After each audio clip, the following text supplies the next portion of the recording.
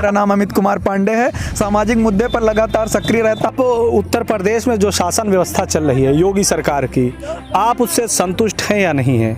योगी सरकार की जो जीरो टॉलरेंस की नीति इनके द्वारा बताई जाती है, मुझे वो कहीं भी सार्थक नहीं दिखती है, क्योंकि तमाम लूट की घटनाएं, हत्या की घटनाएं, बलात्कार की घटनाएं आज सुनने को मिल रही हैं। समाज में लगातार जो है एक जो है जाति विशेष को जो है प्रताड़ित करने का कार्य कहीं कहीं पे किया जाता है। और हर तरह से मैं देखता हूं कि कुछ मीडिया चैनल भी ऐसे रहे हैं, वो किसी भी अपराध में, जब अपराध होता है तो उसमें सबसे पहले मुस्लिम की तलाश करते हैं ये गलत है। 2022 में चुनाव होने हैं और देश के युवा, काफ़ी कुछ निर्भर करेगा कि देश के युवा आखिर अपना भविष्य किसके हाथों में देना चाहते हैं। यहाँ पर सरकार बनाने की दावेदारी Samajwadi party, Bharatiya Janata party, Congress, Bahujan Samaj party सभी बड़े बड़े दावे और बड़े बड़े वादों के साथ 2022 के चुनावी रण में नजर आ रहे हैं। यहाँ पर कुछ युवा है, मैं यहाँ इनसे बात करूँगा। क्या नाम है आपका? किसकी सरकार बनेगी?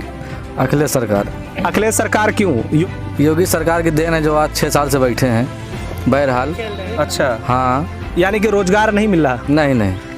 तो मैं इनसे जानने की कोशिश करूंगा इस बार किस मुद्दे पर विधानसभा का चुनाव होगा और किसकी सरकार बनेगी?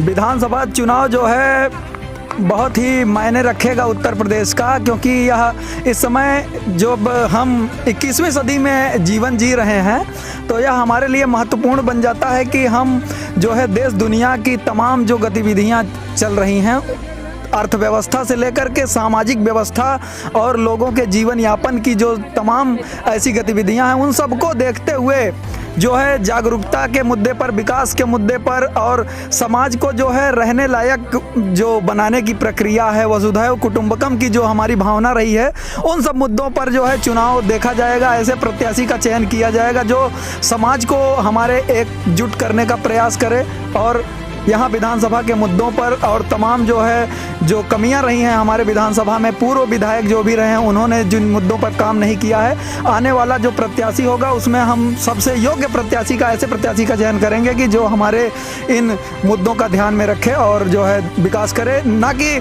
आज जो भारतीय जनता पार्टी, जिसका मैं नाम नहीं लेना चाहता लेकिन लेना पड़ जाता है, कि उनकी जो नफरत की भावनाएँ हैं, जो राजनीति जो उनकी जो है एक धार्मिक कट्टरता पर चल रही है, उसको खिलाफ जो है सर्वधर्म समभाव की नीति पे काम करने वाली कोई सरकार आए। धर्म का जो राजनीतिकरण किया जा रहा है यह बहुत ही दुखद है और यह ब्राह्मण समाज के लिए भी बहुत दुखद है कि हमारे धर्म का राजनीतिक लाभ क्यों लिया जा रहा है। धर्म राजनीति का विषय नहीं है और धर्म को राजनीति से जोड़कर उसे कहीं ना कहीं समाप्त करने का प्रयास किया जा रहा है। और ऐसी कुंठित मानसिकता वाले जो चंद लोग हैं, हम उनको राजनीति से दूर करना इसीलिए चाहते हैं कि कम से कम हमारा जो धर्म है वो सुरक्षित रहे। और धर्म का राष्ट्र से जो है, राष्ट्रवाद एक अलग चीज़ है, धर्मवाद अलग चीज़ है।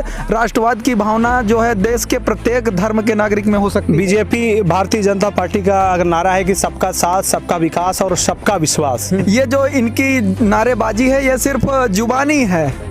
इसका जो है कहीं पर भी जो है धरातल पर इसका कोई भी बेजोड़ तरीका या देखने को नहीं मिलता है। कहीं ऐसा प्रतीत नहीं होता है कि सबका विकास, सबका साथ। कैसे सबका साथ भाई? आप किसी एक मुद्दे को लेकर के बात करते हैं, बहस करते हैं, टीवी पे दिन भर डिबेट चलाई जाती है। अभी तक जो हम बात करें पिछली सरकारों की, तो जो युवा जो उसकी आकांक्षाएं होती हैं, एक युवा जो है आज जो बेरोजगारी के दलदल में धंस चुका है और पिछली सरकारों में रोजगार की मुहिम को जिस सरकार ने आगे बढ़ाया है, जिस पार्टी ने आगे बढ़ाया है, उन पार्टियों को और उसके साथ साथ कुछ ऐसे नए दल, राजनीतिक दल भी हमारे सामने आ सकते हैं, उनके प्रत्याशी सामने आ सकते हैं जो विधानसभा के लिए अच्छा कार्य करेंगे। तो उन सब में एक अच्छे प्रत्याशी का चयन हमारे देश का युवा करेगा। हमारे आप प्रत्याशी का चयन तो करेंगे, लेकिन एक सफल मुख्यमंत्री के तौर पर आप किसे चुनना चाहेंगे? अब किसी मुख्यमंत्री को हम सफल कैसे कह दें, क्योंकि किसी भी पार्टी का नाम लेना हमारे लिए जो है मैं सोचता हूं कि उचित नहीं होगा कि किसी मुख्यमंत्री का किसी की तरफ हम अपना झुकाव दे दें। लेकिन हम आपसे ये कहना चाहेंगे कि मुख्यमंत्री का चयन तो कोई भी आम नागरिक मुख्यमंत्री का चयन नहीं करता, वो विधायक का चयन करता है।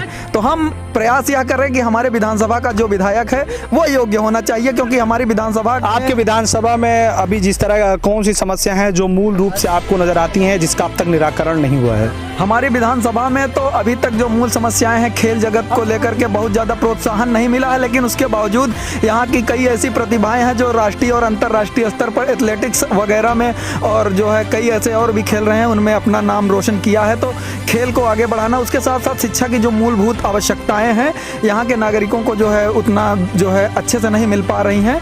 और यहाँ से आवागमन की सुविधा भी, जो परिवहन की हम देखते थे हमारे महुआइमा से पहले परिवहन की एक बस चलती थी पिछली जो सरकारें रही हैं उनमें, और इस समय लगभग 5 साल से भाजपा की सरकार है, वो 5 साल से बंद है। कई बार हमने प्रयास किया, 1-2 बार जो है संचालित तो हुई, लेकिन ज़्यादा नहीं। अभी पिछले दिनों आप इस बस की जिक्र तो आप कर ही रहे हैं जो महुआइमा से इलाहाबाद के लिए चल रही थी, साथ में दयालपुर स्टेशन की बहाली की बड़ी मांग है। उस स्टेशन का चलना, उसके साथ साथ वहाँ स्टेशन तक पहुँचने के लिए आवागमन के साधनों की भी व्यवस्था जो है इस समय सुनिश्चित होनी थी, विकास होना था, लेकिन नहीं हुआ है। अभी तक सरकार के जो तमाम वादे हैं वे खोखले नजर आए हैं, क्योंकि एक तरफ आप जो है फ्री राशन की बात करते हैं, दूसरी तरफ 350 की गैस 950 में देने का कार्य कर रहे हैं, तो ये कैसे फ्री हुआ। मेरा नाम अमित कुमार पांडे है, सामाजिक मुद्दे पर लगातार सक्रिय रहता हूँ, और जो है इस बार जो है हमने इलाहाबाद से जो है स्टेट यूनिवर्सिटी से LLB की पढ़ाई पूर्ण करी है, और आगे जो है हाई कोर्ट में प्रैक्टिस चालू होगी।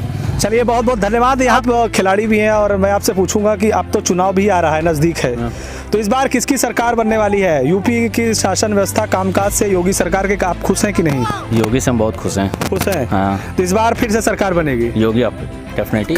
किस काम से खुश हैं आप? बहुत से काम से खुश हैं। जैसे हमारे यहाँ कितनी व्यवस्था सुधर गई है। कैसे नाम बताइए। देखिए, भ्रष्टाचार कम हो गया है। भ्रष्टाचार कम हो गया और जनसंख्या नियंत्रण में 2 से ज़्यादा नहीं, सड़कें हमारे यहाँ की सही हो गई हैं। जनसंख्या नियंत्रण में 2 से ज़्यादा नहीं, अभी तो आपकी शादी में चली है। और कौन सा है? और सड़क का निर्माण अच्छा सही हो गया हमारे यहाँ का। कहाँ? आपके यहाँ तो ये रोड देखिए, पीछे गड्ढा पानी भरा। वो गांव के प्रधान जो प्रधान होते हैं हमारे यहाँ के, ये रोड प्रधान बनवाता है, PWD वाली। PWD, sorry. हाँ भाई, राजनीति भाई नहीं पता।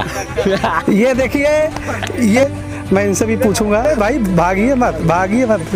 क्या नाम है? नाम बोलिए। प्रवीण कुमार यादव। प्रवीण कुमार यादव जी, इस बार बताइए किसकी सरकार बनेगी? अखिलेश की बनी।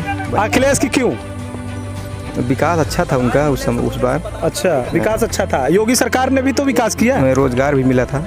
योगी सरकार ने तो विकास किया है। योगी सरकार ने क्या किया? कुछ नहीं किया हमारे वजह से। कुछ नहीं किया? नहीं। योगी सरकार कह रही है तो हम काम के दम पे 300 से ज़्यादा सीटें जीतेंगे। क्या 300 सीटें जीतेंगे काम के दम पे? जो पहले काम हुआ था वही आज कर रहे हैं।